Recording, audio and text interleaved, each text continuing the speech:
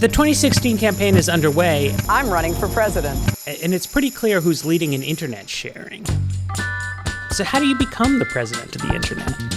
Well, you say what you think, and you give no f***s about the consequences. I can hear the Republican attack ad right now. He wants America to look more like Scandinavia. And what's wrong with that? In those countries, healthcare is a right of all people. In those countries, college education, graduate school is free. Retirement benefits, childcare are stronger than in the United States of America.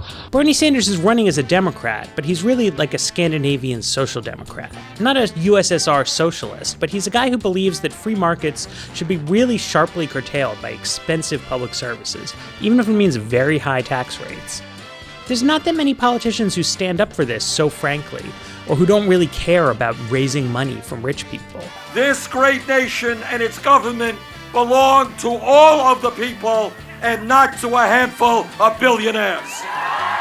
And, the public really does agree with a lot of his positions. People are with him on labor law reform.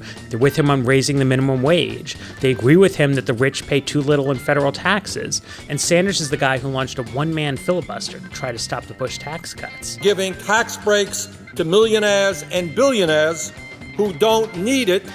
There's even a new poll indicating that 50% of likely voters might agree with Sanders about the merits of a completely government-run healthcare system. Still, Sanders isn't quite poised to capture the White House. So even if relatively few Americans agree with all of Sanders' views, they agree strongly enough to like it all on Facebook, to upvote it all on Reddit. 6 months ago, if Bernie Sanders had started talking about free college tuition, nobody would have covered it. But because people saw how much enthusiasm there was about some of his earlier statements, lots of people, Vox.com and every website I know, wrote about it. The American party system is unusual around the world. We have just 2 parties representing over 300 million people. Canada has about 1/10 that population, but there's 5 parties in its parliament. Israel's tiny, but they have 10 parties in their legislature.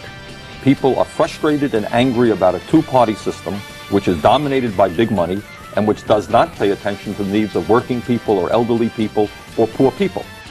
This is how Bernie Sanders is winning the internet. He's not speaking in the bland, lowest common denominator model of most presidential candidates. He's like a third-party candidate who just happens to be running inside the Democratic Party, which is literally what he's doing.